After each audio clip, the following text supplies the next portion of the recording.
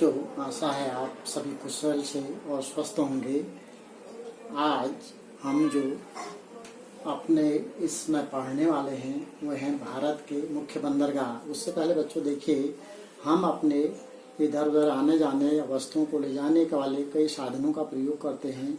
उसमें जिनको हम परिवहन के साधन कहते हैं, मुख्य रूप से परिवहन के साधन वायु परिवहन होता है और स्थल परिवहन यानी कि थल में जो स्थल में चलते हैं, और उसके बाद जल परिवहन। तो वायु में आपका वायु परिवहन में आगे हवाई जहाज आगे, और थल परिवहन की बात करें तो उसमें आपकी जितने सड़क में चलने वाले और रेल हैं, यानी कि सभी कार जीप और गाड़ियां बसें, और रेल परिवहन में रेल हैं।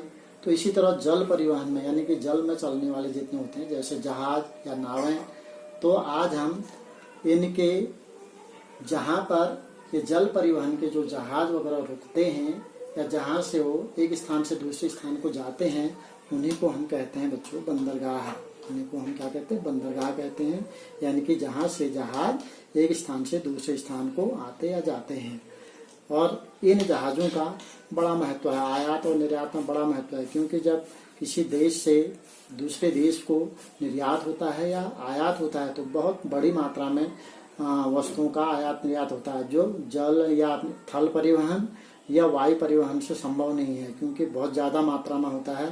तो उसके लिए हमारा ये जल परिवहन बहुत मुख्य संसाधन है। तो इसमें बच्चों जो जहाँ पर ये जहाज रुकते हैं उनको हम क्या कहते हैं? कहाँ? बंदरगाह कहते हैं। तो इसमें हम अपने देश की बात करें तो बच्चों, हमारे देश की जो सीमा समुद्र से लगने वाली तटीय सीमा है वो लगभग 7,516 किलोमीटर लगभग है। और इस समुद्र तटीय सीमा पर ही ये सारे बंदरगाह स्थित हैं। और हमारे देश में लगभग बच्चों 200 बंदरगाह, छोटे बड़े लगा करके सारे 200 बंदरगाह हैं।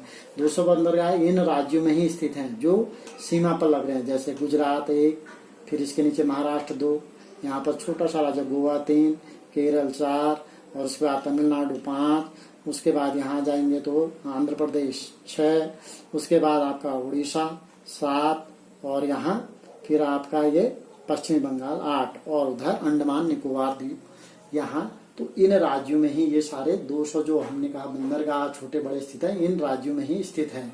तो हम यहाँ पर सारे बंदरगाहों की बात नहीं करेंगे, हम अपने देश के जो मुख्य बड़े बड़े बंदरगाह हैं उनकी बात करेंगे। तो हम गुजरात, जिसकी तटीय सीमा सबसे लंबी है, यहाँ से शुरू करते हैं। तो गुजरात में स्थित है बच्चों, ये ऊपर की ओर जहाँ कच्छ की खाड़ी है, ये कांडला बंदरगाह है। उसके ठीक नीचे आते हैं बच्चों, फिर यहाँ ये आपका महाराष्ट्र है। महाराष्ट्र की राजधानी मुंबई है, एक बंदरगाह मुंबई में ही है। उसके बाद बच्चों जब यहाँ पर बहुत ज्यादा भीड़ होने लगी तो इसी की सहायता के लिए एक और बंदरगाह बनाया गया, जिसको हम कहते हैं नाहवा शेवा या जवाहरलाल नेहरू बंदरगाह के नाम से भी जानते हैं। इसके नीचे फिर ठीक छोटा सा राज्य हमारे देश का सबसे छोटा राज्य है बच्चों, इसको गोवा है। इसमें एक बंदरगाह है जिसको हम मारमा गांव कहते हैं। उसके बाद ठीक इसके नीचे फिर बच्चों कर्नाटक आ गया। गोवा के नीचे ये कर्नाटक आ गया आपका। कर्नाटक में न्यू मंगलौर एक स्थान है, वहां पर एक बंदरगाह है न्यू मंगलौर में। तो यहाँ पर न्यू मंगलौर हो गया। इसके नीचे फिर बच्चों ये केरल आ गया है। केरल में कोचीन एक स्थान है, कोचीन में कोची या कोचीन नाम से एक बंदरगाह है। फिर इसके बाद बच्चों यहाँ तमिलनाडु आ गया है, ये तमिलनाडु का हिस्सा आ गया यहाँ। तो तमिलनाडु में सबसे नीचे है जो तूतीकोरिन बंदरगाह है। उसके ऊपर तमिलनाडु की राजधानी चेन्नई है, चेन्नई बंदरगाह है।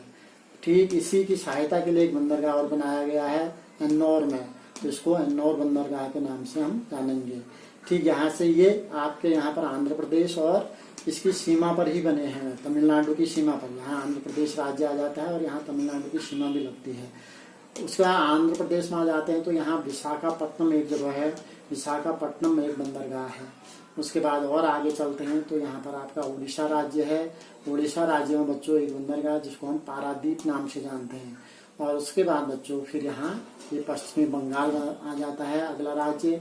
पश्चिमी बंगाल में जो उसकी राजधानी है कोलकाता, एक तो कोलकाता में ही है, उसी के बगल में फिर एक और है हल्दिया। तो कोई पश्चिमी बंगाल में भी 2 है यहाँ पर जो बड़े बंदरगाह हैं। वैसे तो मैंने बताया था इससे पहले कि कुल इस तटीय सीमा में लगभग 200 बंदरगाह हैं। और उसके बाद बच्चों हमारा एक यहाँ द्वीप समूह है, अंडमान निकोबार द्वीप समूह। तो इसका मुख्यालय या राजधानी इसकी क्या है, पोर्ट ब्लेयर।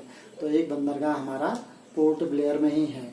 तो इस तरह बच्चों आप भी एक सुंदर से मानचित्र बना करके मानचित्र में इन बंदरगाहों को दर्शाइए और बार बार इनको देखिए, नक्शे में बना कर दर्शाइए, जिससे आपके मस्तिष्क में ये बने रहेंगे और आपको याद भी रहेंगे। बिना मानचित्र के ये याद नहीं होते हैं। तो मानचित्र बनाइए और सुंदर ढंग से इनको उसमें दर्शाइए।